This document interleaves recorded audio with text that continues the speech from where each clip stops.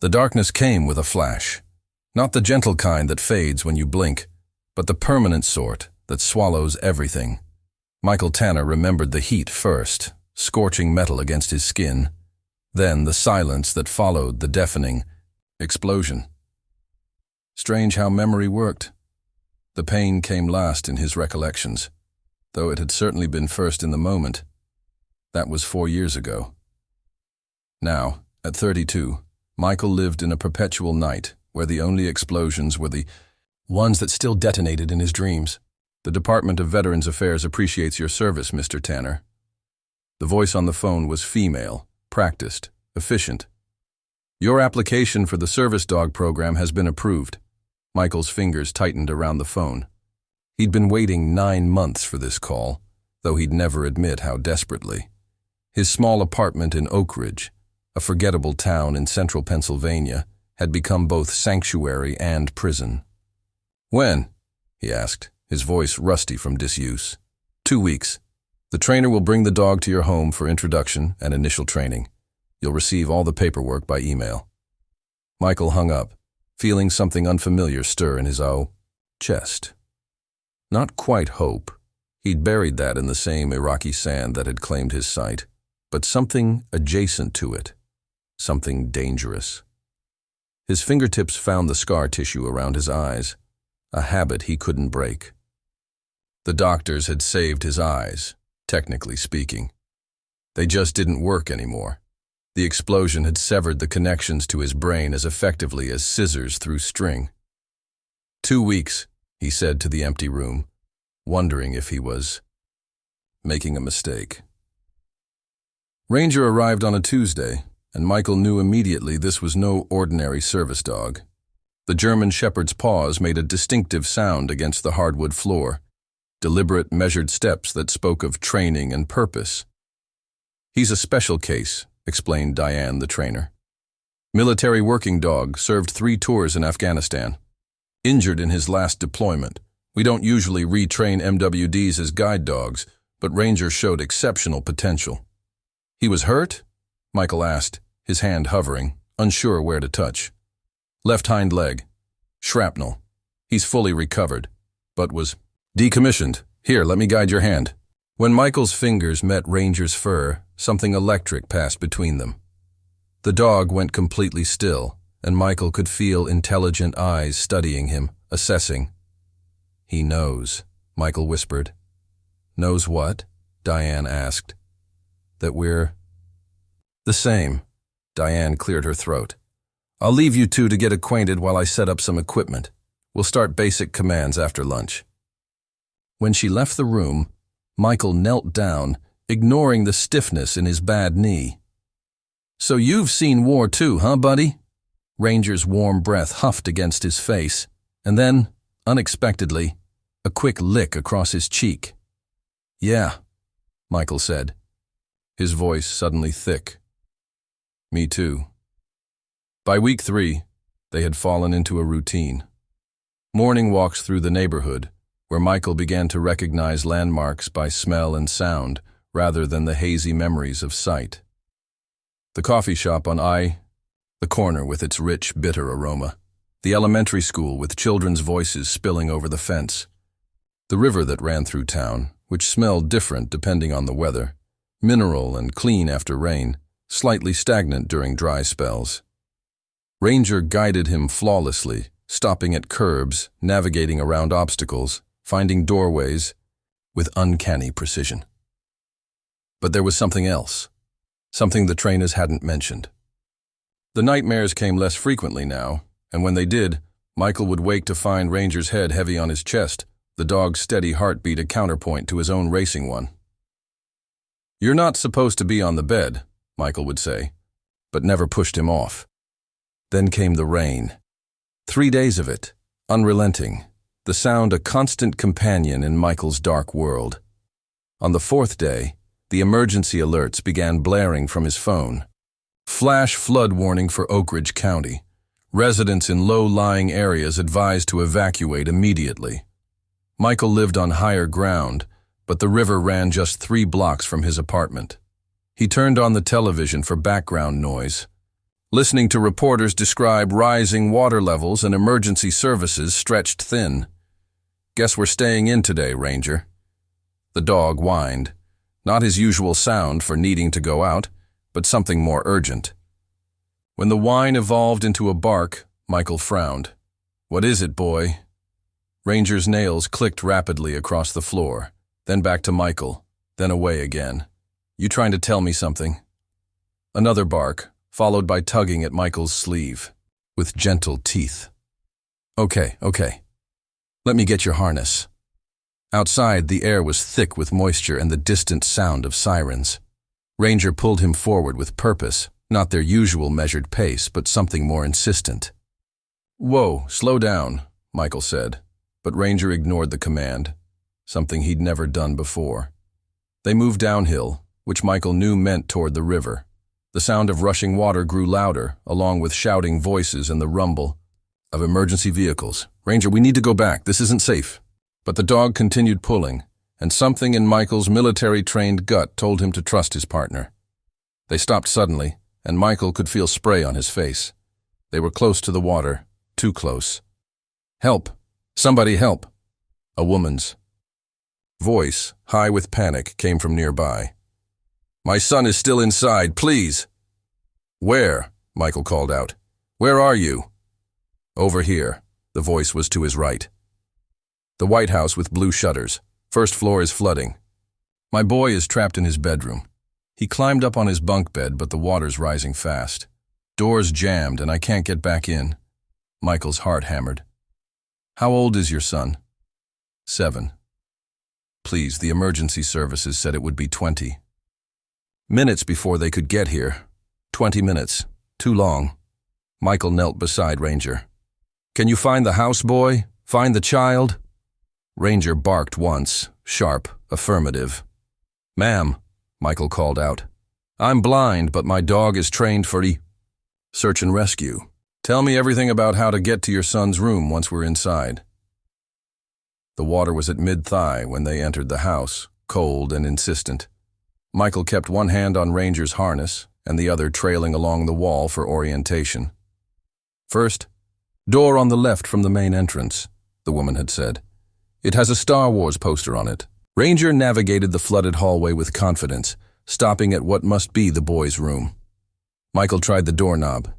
It turned, but the door wouldn't budge. "Warped from the water," he muttered. "Stand back, Ranger." 4 years of civilian life hadn't erased his military training. Michael positioned himself, then kicked hard beside the doorknob. The wood splintered. A second kick, and the door gave way. "Hello? Anyone in here?" he called. A small, frightened voice answered from across the room. "I'm up here. The water's getting higher." "I'm Michael, and this is Ranger. We're going to get you out. What's your name?" "Ethan," came the shaky reply. "Okay, Ethan.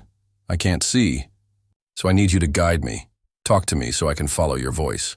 You can't see?" The boy sounded confused rather than frightened now. "That's right. But I've got Ranger here, and between the three of us we'll be fine.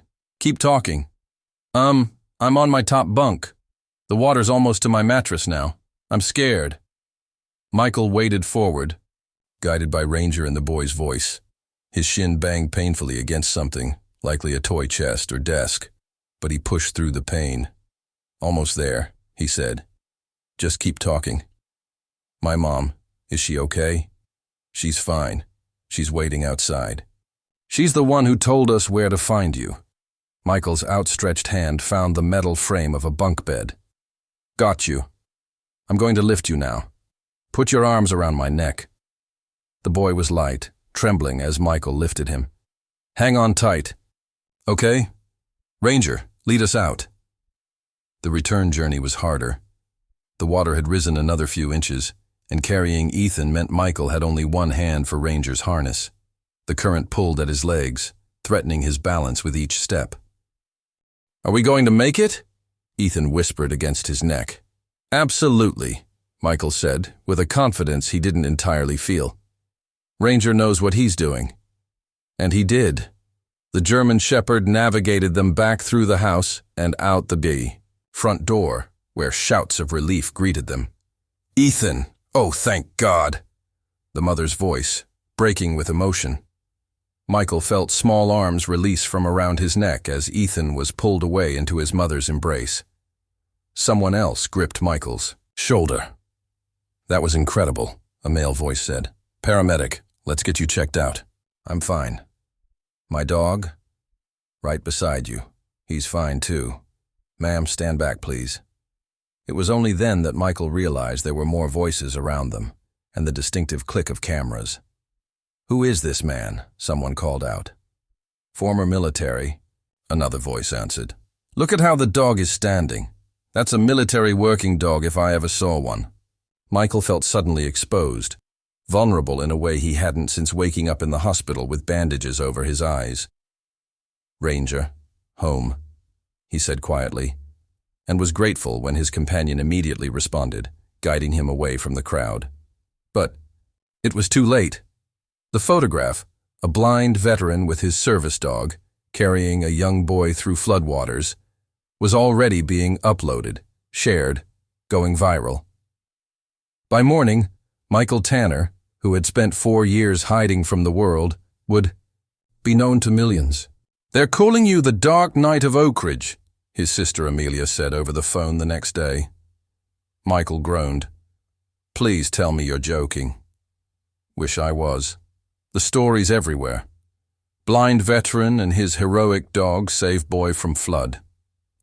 There's a hashtag and everything. Great." He ran a hand through his hair. "Just what I need." "You saved that kid's life, Mike. That's not nothing." "Ranger saved him. I just followed. Not according to the boy's mother. She's given about a dozen interviews talking about how you kicked down a jammed door and carried Ethan through rising waters." Michael sighed, scratching behind Ranger's ears. "What happens now?" "Well, there's good news on that front. The mayor wants to honor you both at a ceremony next week. And I got calls from 3 different veterans organizations offering support, including that housing program you applied for last year." For the first time since the flood, Michael felt a spark of interest. The housing program would mean moving from his cramped apartment to a house specifically adapted for visually impaired veterans, wider doorways, tactile indicators, smart home technology. "I guess some good might come from this circus after all."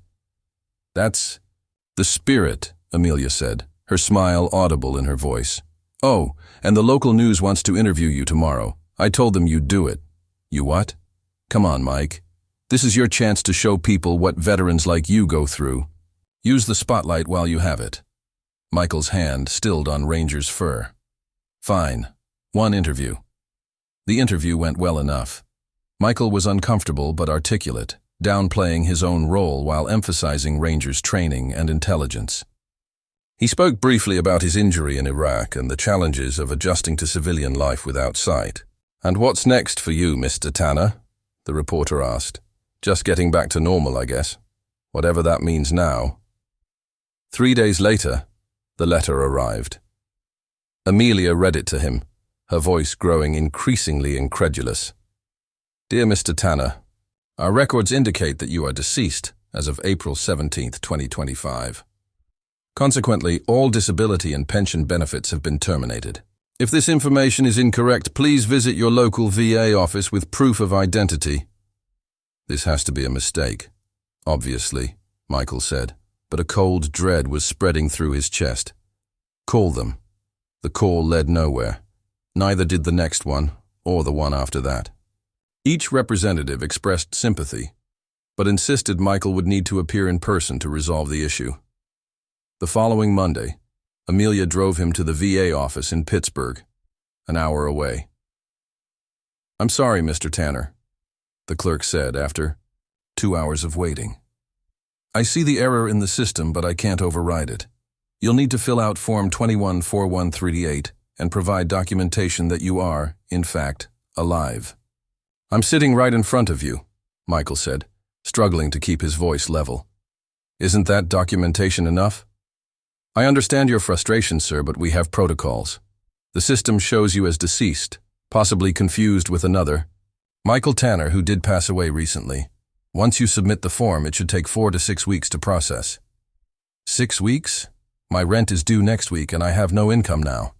Perhaps you could contact Veterans Emergency Services for temporary assistance. Beside him, Ranger growled low in his throat, sensing Michael's mounting anger. This is ridiculous, Amelia interjected. My brother is a war hero who just saved a child's life. Now you're telling him he has to prove he's not dead while he has no means to support himself. I sympathize, ma'am, but my hands are tied. The system— Fuck the system, Michael said, standing abruptly. Ranger, let's go. That night, Michael couldn't sleep. The unfairness of it all kept him awake, staring uselessly into darkness. Ranger lay beside him, occasionally nudging his hand in silent support. They wouldn't treat me like this if they could see me, he told the dog. The real me, not just a case number in their system. And suddenly, he knew what he had to do. Amelia, he said when she answered her phone, I need you to find my dress uniform, the one they gave me at the hospital. Mike, it's 2 a.m. What are you talking about? I'm going to show them exactly who they're dealing with, and I need your help. 2 days later, Michael stood in the public square outside the federal building that housed the regional VA office. He wore his full dress uniform, medals displayed across his chest, dark glasses covering his scarred eyes. Ranger sat at attention beside him, similarly adorned in his military working dog vest. In Michael's hands was a simple sign that Amelia had helped him make: decorated veteran, declared dead by VA while still fighting to live, 21 days without benefits. Are you sure about this? Amelia asked, standing nearby. Never been more sure, Michael replied. Take the picture. The first hour, nothing happened. People walked by, some slowing to read his sign, others hurrying past. Then a young woman stopped. Can I post your photo online? She asked. My brother's in the army. This isn't right. That's why I'm here, Michael said. By noon, a small crowd had gathered. Someone brought him water. Another person brought a chair, which he declined. A local reporter showed up, then another.